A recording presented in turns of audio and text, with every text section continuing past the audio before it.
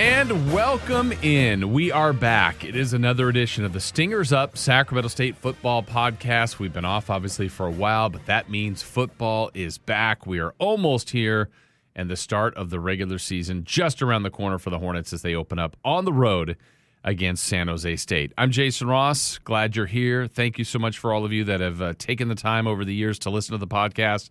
Episode 1 for the 2024 season is here. Just kind of laying out what we're going to do over the next 2 podcasts.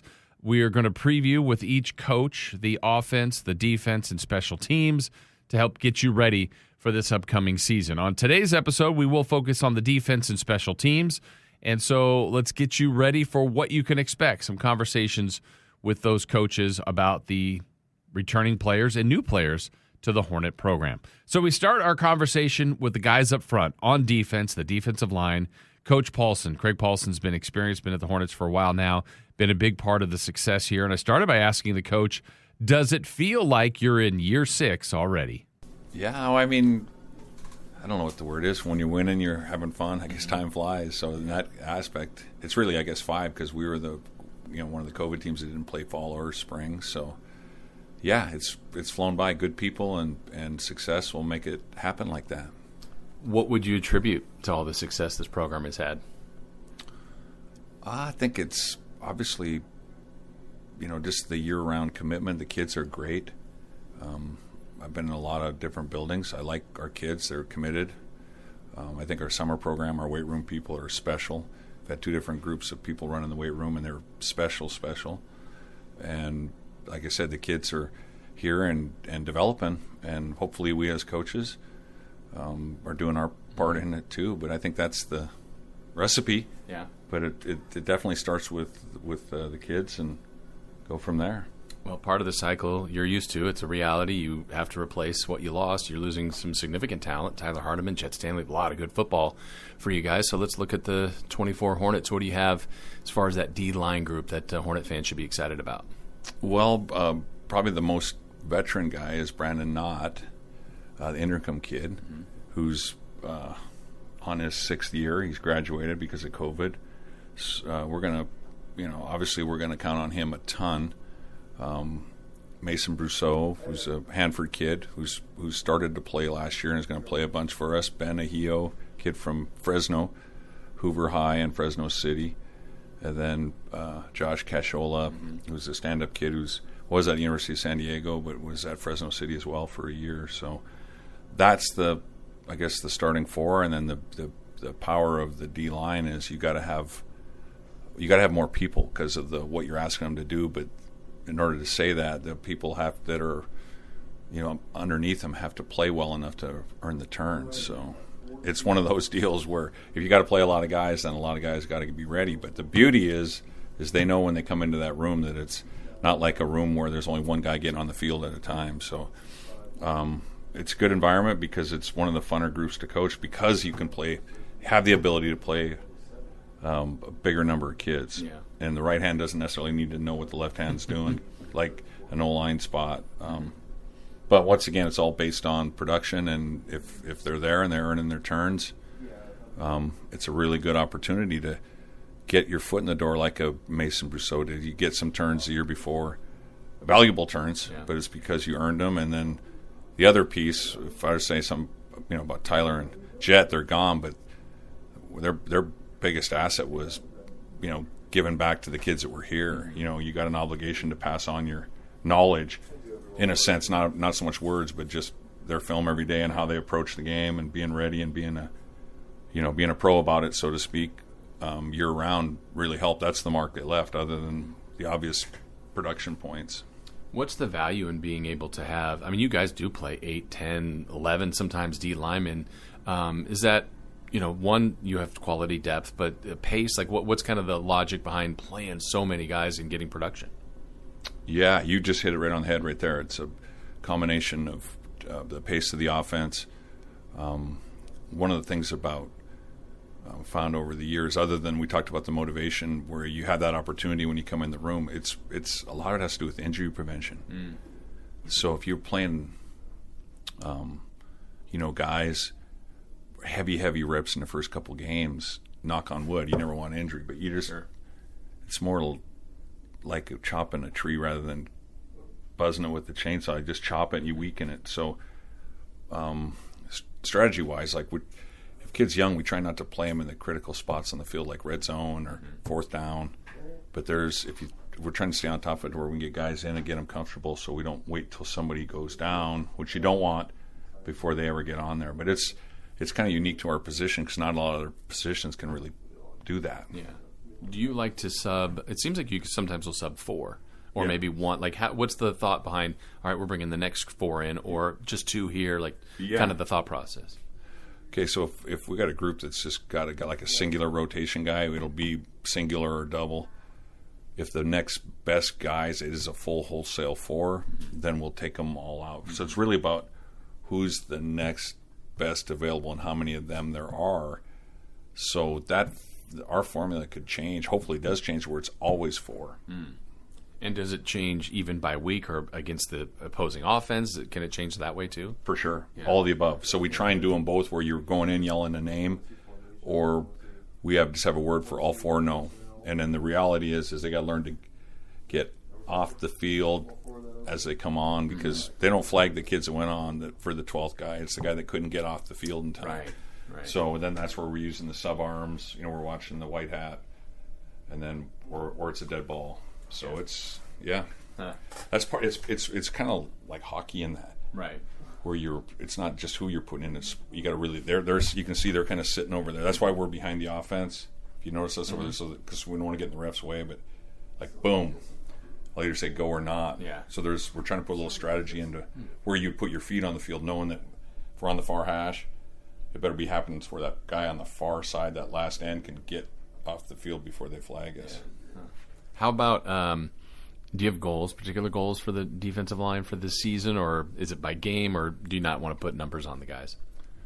I think everything we're stressing is to get the result without sounding like Dr. Phil or whatever. But it's really, we don't want to talk about the numbers. We want to talk about what it takes to get the numbers. Yeah. So we're really into I guess the word nowadays is the process of it.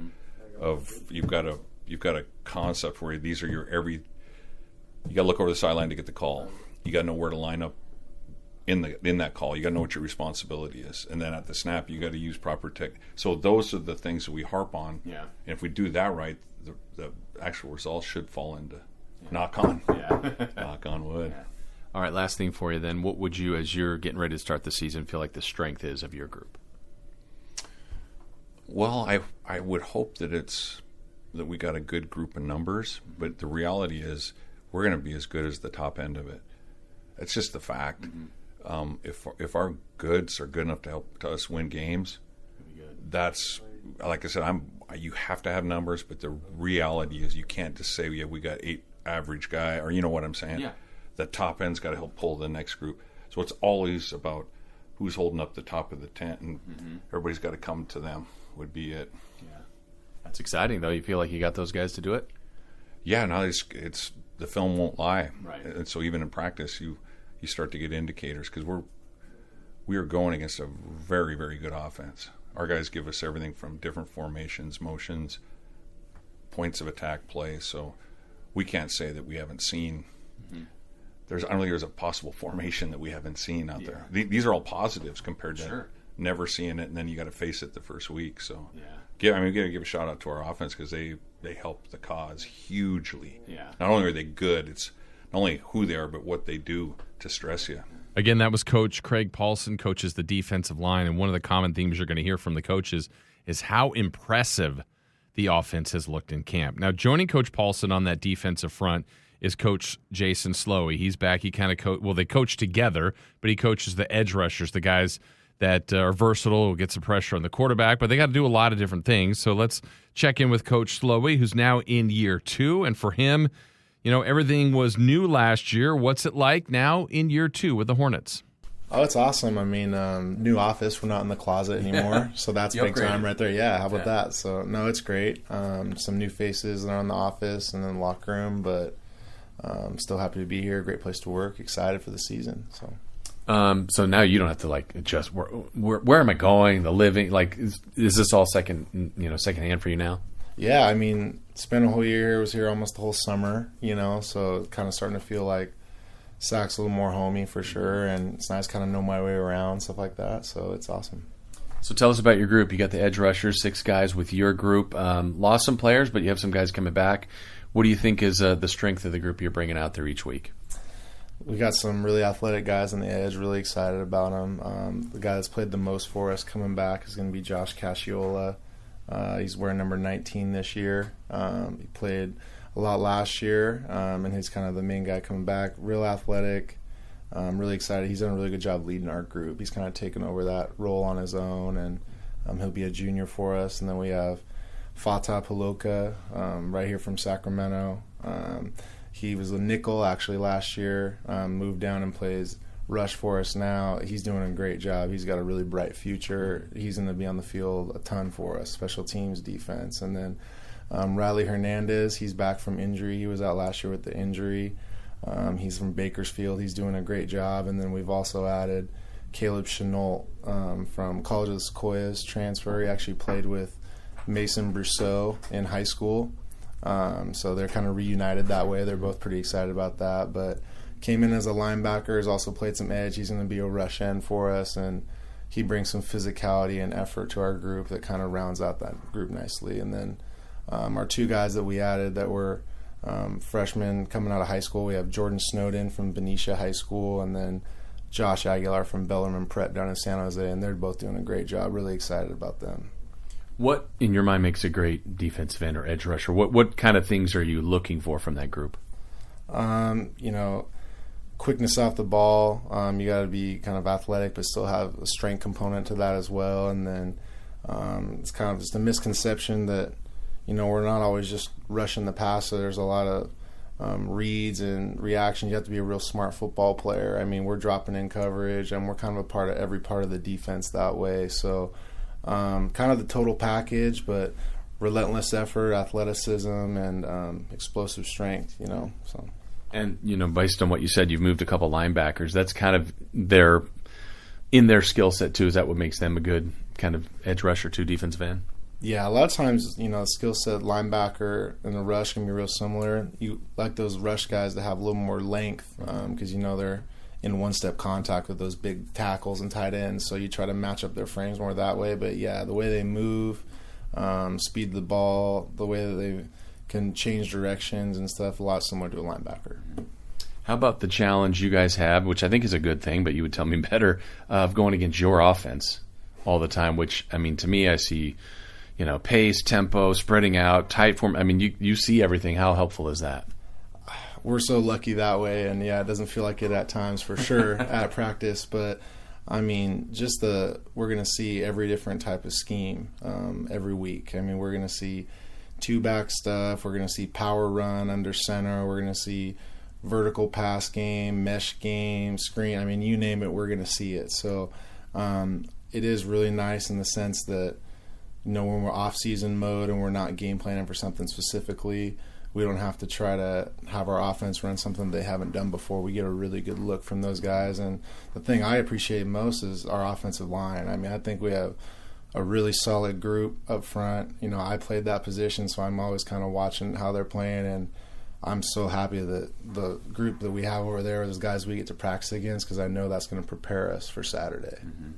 Last thing for you, how about now that you've done one cycle through, you've seen the Big Sky, super competitive, Hornets a part of that, just looking around the league and the challenge of what this conference has every week? Yeah, you said it best. Every week you're going to be in a battle. There's no easy game. The rankings don't really mean much. Every game's close. We're watching every score. Everyone does a great job of adjusting week to week. So if you show something early that is a weakness, you're going to see that the whole way through. And, so it really challenges you as a coach, challenges your players to adjust and know their rules. And it's such a fun league to play in because it's some of the best competition in FCS football for sure. All right, actually, I have one last thing. Shout out to your parents. Apparently, they're faithful listeners to the podcast. Yeah, my mom and dad, Joe and Nancy Slowey, Medford, Oregon. This is their favorite podcast for sure. They're big Hornets fans, so awesome. I'm sure they're listening. Hey, and how about that shout out? Thank you, Joe and Nancy Slowey. We appreciate you listening. Tell a friend, tell everyone else out there about the Hornets Stingers Up Sacramento State Football podcast. All right, new coach coaching the linebackers, new to the program. Coach Misi Tupe is new to the program, comes over from Utah Tech, has got a lot of experience. And so I started by asking him, what's it like in Sacramento, now being with the Hornets? Man, it's been great. It's a great opportunity, and I'm loving every minute of it. So you can't complain. Well, how did it happen? How did Coach Thompson get you? Oh, shoot. I guess, a phone call away. Good conversation with him, and just wanted to have me on board. And so I was, it was a blessing for me to be here. And so, I didn't turn down the call, and, we made it happen. Yeah. And thanks to the head man and the administration here, got it going. Yeah. So just compare and contrast what, like, your last stop, Utah Tech, is compared to Sacramento State. Shoot, I think there's a lot of good things that's happening right now at Utah Tech, and that part of it is growing. I think being here is just seeing the development that's already been happening. It's already been in place, and so we just right here, for me, it's made my job easier just to come in and continue to build the kids and be able to build it within the program. Yeah. So you've got the linebackers. That's your group. You also overall helping the defense too. What's your group like? Shoot, I think my group can sum it up in hard workers and guys that take every day like it's their last, taking advantage of every opportunity. And so that's what I'm grateful about this group coming in. It's rare, I would say, in the years I've done this, to have someone that's new to a program like Will Leota and be all conference already. That says what he did with you at Utah Tech and kind of what kind of player the Hornets getting in him. I think the player that the Hornets are going to get is someone who's just here to do his job. Not going to do anything fancy out there. Is someone that's going to be disciplined in doing his job. Someone that's hard worker, and that's what we instilled in him. Being at Utah Tech and bringing that here is pretty much going to help us be a great football team together overall. Yeah. There's a lot of new faces out there too. Who else do you expect to be contributing some important reps for you guys on Saturdays? Shoot, as far as the guys who are going to contribute with the twos, threes, I see, as of right now, Mitchell Wolf has been here. He's got some reps before. Houston, Derek Houston's done a great job, and Alex Rocha. Those guys have done a great job of elevating their game, understanding the defense, understanding the scheme, and so those guys are doing a great job so far right now. I always like to ask the position coaches this question, like, what makes a good linebacker? So how would you define that? What makes a good linebacker? Shoot, I think what makes a good linebacker is someone who's instinctive, someone who's always find them wherever the ball's at. If the ball is all the way out and the passing to the left, he's there. Has a nose for the ball, and so those are the two things that I'm always looking for. But the last part of it is to put everything together is the physicality part. Yeah. You got to be physical, you got to be instinctive, and you got to be able to be around the ball wherever the ball is. So. And how is it for you fitting in, joining a new staff? I mean, there's a couple other new coaches, but a lot of the guys have been here. How's the adjustment for you been? Sure, the adjustment's been really good. They've welcomed me with open arms, and I know a couple guys here from from the coaching career, but it's been great so far. So it's been good. And then last thing for you, as far as the Big Sky, Utah Tech would play a lot of teams. You guys played the Hornets a couple times. Now that you're here, is it different, the same? I mean, kind of what was your perception of Sacramento State, and then now seeing it firsthand? Shoot, I think to me, football's football. Wherever you go, you just get to put the pads on, you get this helmet on. I think it's just the type of player that you get, and that's just the speed of the game as well. So I think those two things are just major factor in from where we're at till we're at now and within the Big Sky. Yeah, it's fun. I know you're excited to finally play someone else, aren't you? Yeah. We're really excited. Instead of playing against each other, we get to hit somebody else with a different color. Yeah, absolutely. So, welcome to Sacramento. Okay, thank you. Yeah, I think his experience at this position and coaching against teams in the Big Sky will pay its dividends. That's for sure. All right, coaching the Nickelbacks is the head coach, Andy Thompson. So we now kind of transition around here on the defense. We'll hear from Coach again next podcast on the offense and kind of a team overall view. But just wanted to zero in on his group. It's a smaller group with Coach Thompson, the Nickelbacks. And I asked him what he has in this group? I think we've got some guys that are truly hybrid. That position, you got to be able to cover like a DB, and then you got to be able to step in and play in the box like a linebacker. Got to play underneath coverage, zone coverage. So we ask those guys to do as much as anybody on our defense as far as having different skill sets. I think that's what all 5 of those guys bring, is that they've got a good set of skill sets of they can cover and they are physical enough to play close to the box. So Gavin Davis-Smith is by far our guy on our defense that has as much or more experience of anybody. This is going into his 6th year. He's played a lot of football for us. He's adjusting to nickel. He played it the last couple games last year, and then we had him all spring there, and then he's been there all fall camp. So I really think he'll do a good job as he settles in there. Right behind him is Malini Tia, and he came from San Mateo Junior College, which is a really good junior college.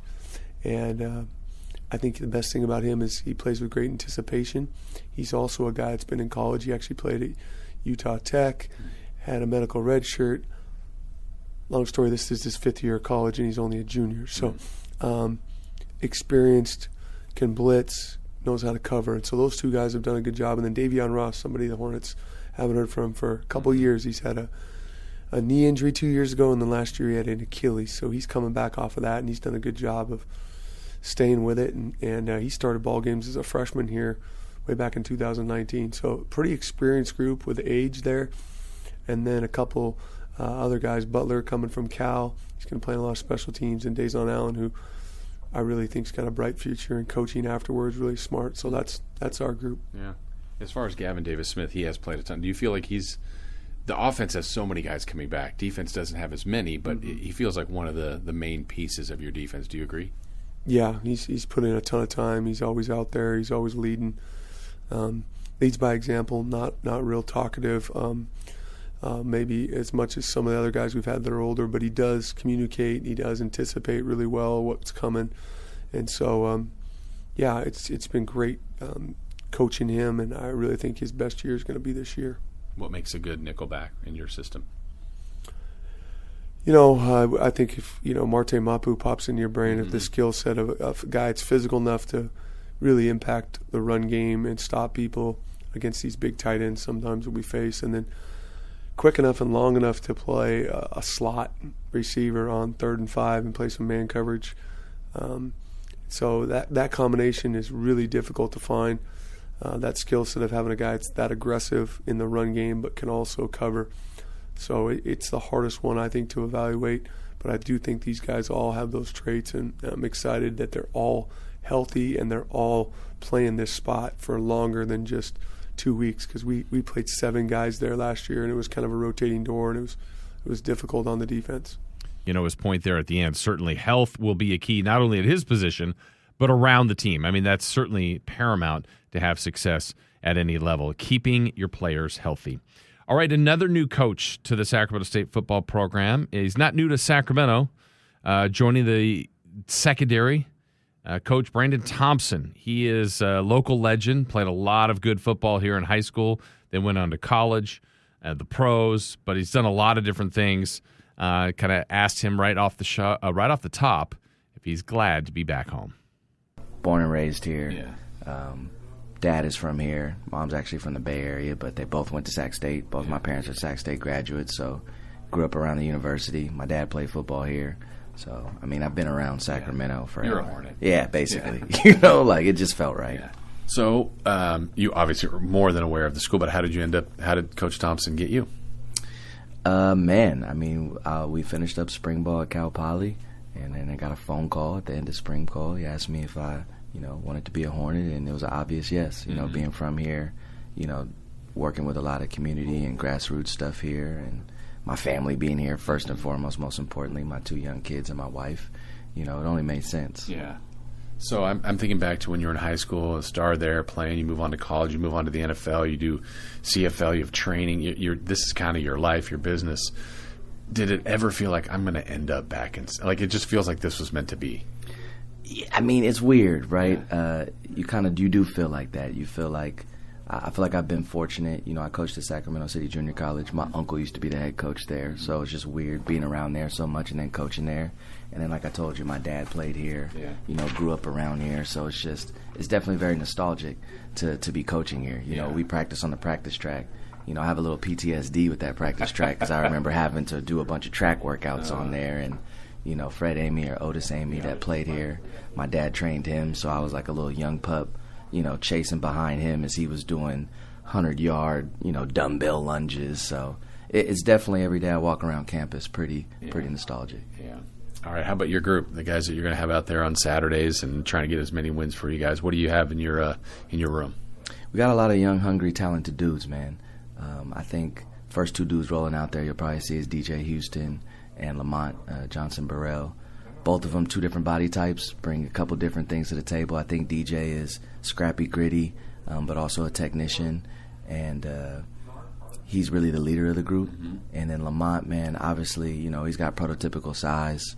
I think he moves well for his size, which is why he's unique. He's a tall guy that can move like a small guy, and I really think he's got an opportunity to do some great things if he really takes advantage of it. So he's had a good camp. His mind's in the right place. He's done everything we're asking him to do, so I'm excited for that kid. We have behind them, we got Dean, we got Zelmar, we got Elias, all dudes that have been in the program, and, Coach Key's done a great job with them. They developed, they know the system, they know ball, they're growing every day. So I like to think that we really have 4 or 5 starting caliber guys, which is always an asset, as you know, in this great game of football. We'd love to stay healthy the whole year, but it rarely happens. So when you go into the season feeling like you got 4 or 5 guys that can all go out there and play at a good and high level, that's always a plus. Yeah. And then we got our 2 young bucks, our 2 young freshmen, man. We feel great about them. We feel fortunate to get them in the recruiting cycle, Adam Taylor and Phoenix Rose. Same thing, man. Adam is a great athlete, flies around. I think he was a 10A guy in high school, and he plays like it. He's got a lot of pop to his game. Phoenix, cerebral kid, also has really good ball skills and some pop to his game as well. So bright future with those 2 as well. And then, we got our 2 walk-ons in Steve and Tim. Love Tim. Shout out to Akron. He's our Ohio guy in the room, but love how he carries himself. He's hungry, he's scrappy. He's grateful for the opportunity. Same thing with Steve. He's a local kid, went to Capital Christian, humble as hell, came from Lewis and Clark, and he works every day. I look at you guys in practice. So the offense has so many guys coming back, a lot of names that fans know. Defensively is not the same, but it doesn't mean those guys can't then become the dudes of the Hornets, right? So what's that challenge like, that you have guys that have played but not the same amount of reps as some of the offensive guys? I mean, like you said, in my experience, college is usually a teeter-totter like that anyway, right? It's kind of like one year, a lot of household notable names are back on one side of the ball, and then there's a chance for the other side of the ball to create them. Then the following year, it's flipped, because we're a little older on offense. Next year those guys will graduate. Defense will be the group that has all the household names, and then we'll be asking the same question for offense. So I think it's a good thing because obviously they push us. Our experience and our talent on offense is the main reason that I think our defense has a chance to be really good. Yeah. When you were at Cal Poly, too, just curious what you thought. Obviously, you played the Hornets, just what you thought of the program then and now that you're here. I mean, I think for me, winning is all about systems. I mean, you could feel from day one walking in here why they went around here, from Troy to Andy, how it was set up, and, all the different systems that they do, whether it be, how they do their pre-practice, how the strength and conditioning program is run. Nate does a great job with that. The training staff, how we run our meetings, how we go about our business. I just think all those things add up to winning, and as soon as I got here, you could feel that. Mm-hmm. Yeah, that's exciting. And so for you, your first season coming up, how much fun, how exciting is it for you to know that, you guys put in all this work, but now the season's here? I mean, I think it's always just full of energy. Me and Coach Slowey were talking about that a couple weeks ago. It's kind of like, I think school starts tomorrow and camp's ending, and when you've been around football as long as us, even though we're older, you just always feel that energy when it comes football season. We've been here kind of by ourselves, grinding away, and now as we get ready for season, the campus fills up and the excitement gathers, and it's always a fun time of the year. I look forward to the September and October every year. Well, welcome, I guess, back to Sacramento, and welcome to the Hornets. Absolutely, man. Looking forward to it. I'm excited to see what Coach Thompson could do with this group. His background from training to now coaching, his community sense. I think he's going to be a nice addition to this team. Also part of the Sharks, Cherokee Valeria. He's been around for a long time now, this program, year 6 for him.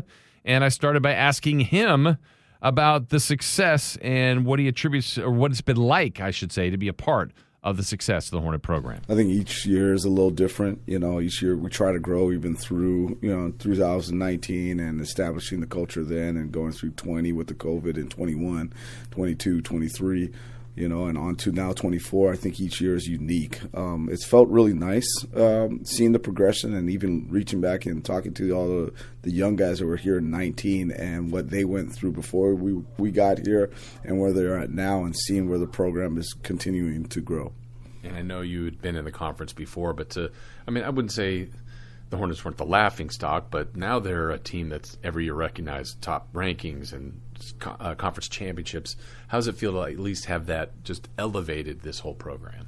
I think Sacramento has always been a team that we always, even, when in my previous lives, I used to say, at different conferences, teams, we've always were worried about Sacramento because they always had the talent level. They always had the capability of coming into anywhere or playing at home really strong and losing a game.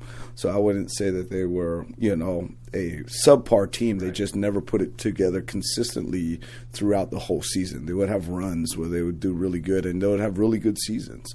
To see it kind of change and to produce more, at a time in, time out manner has been something to be very proud of, definitely. And now that you've seen it, why? If someone asks why, how did this work, what would you say? I see the biggest thing is the players, honestly. Everyone wants to talk about the coaching staff came in and all that, but the players and how they bonded in 19 and were together and was bought in from day one, and continue to grow with all that. They helped establish it, and they helped set the tempo on everybody else who came after that. You have players here right now with Prince Washington helping out with the team, and Tyson TP with what he's doing here. So you have that constant connection of guys trying to help back and give back to the team. Let's talk about your group. I know you got kind of all of the secondary, but really focusing in on the safeties. You lost some people, but that's the part of the sport. You know that. You have to replace and move on to the next.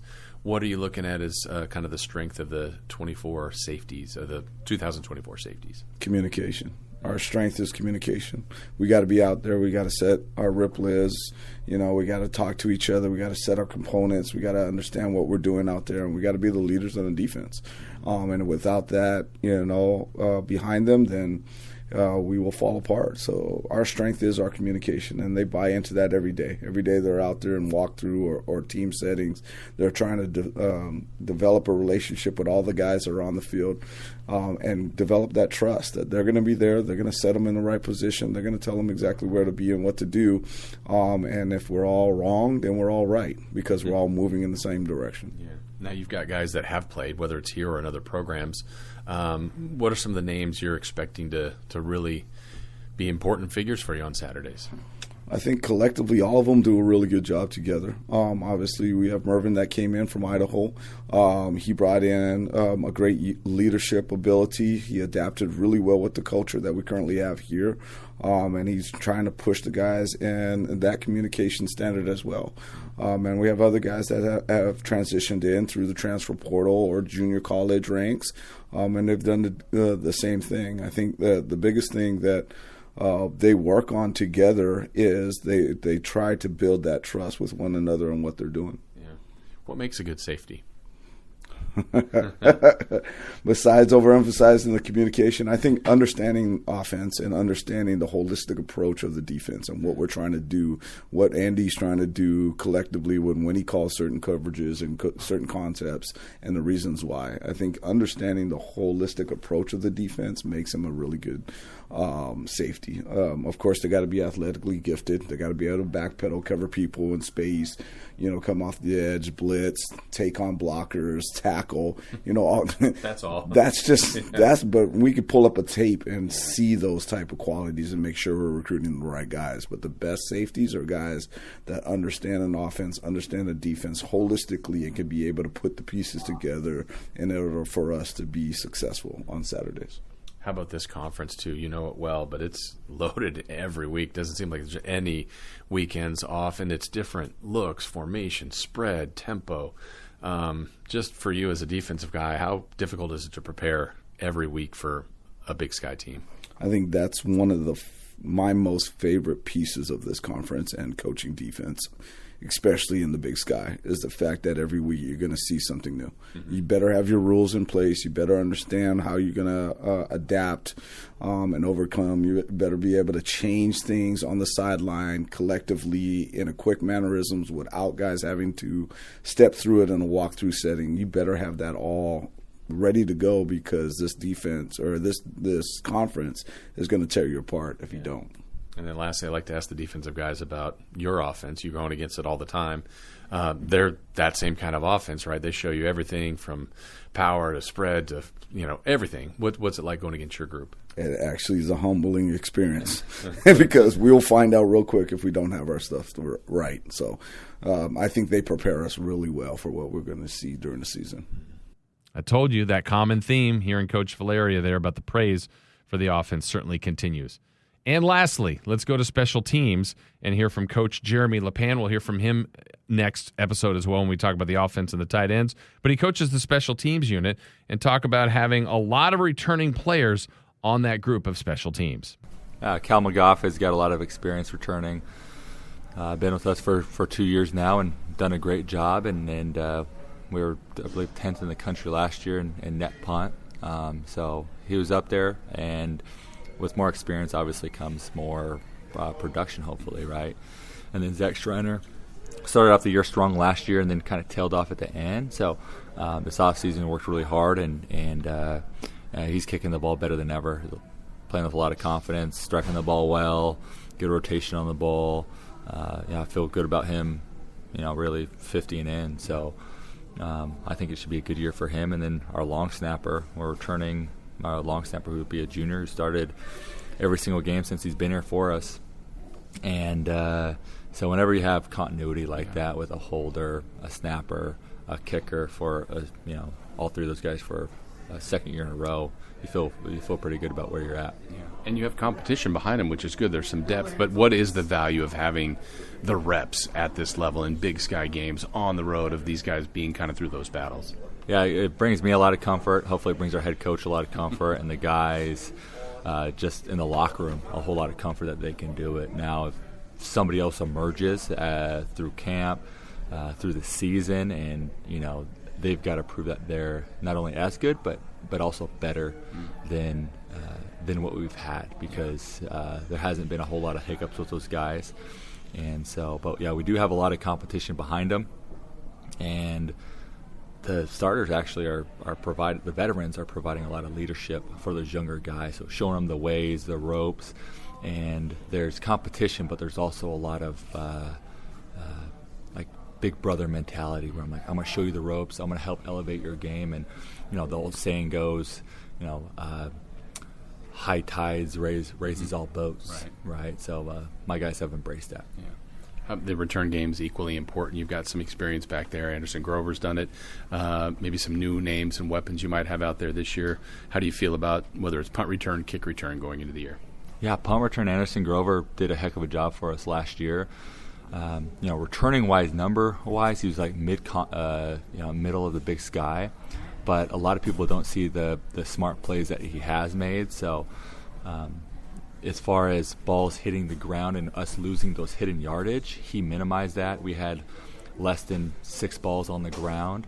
We lost only 45 yards on those, which was a big emphasis for us, because in years past we've had a couple more balls on the ground that had rolled negatively and helped out the opponent. So played a really smart football in that regard, making sound decision, no fumbles, great decision maker. And then kickoff returner, you always feel great about Tao Tolliver back there.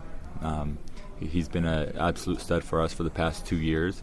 You'll see a couple new faces back there, but we got a lot of talent, we got a lot of weapons on the offensive side, the defensive side. So might be a couple of DBs back there, a couple of running backs, and see the cream rise to the top. And time will tell who those guys are. Right, practice. it's one thing, but in live reps, when the bullets are flying, who's got that passion, who's got that competitive spirit, and who's mindful enough to, hit the crease when they see it.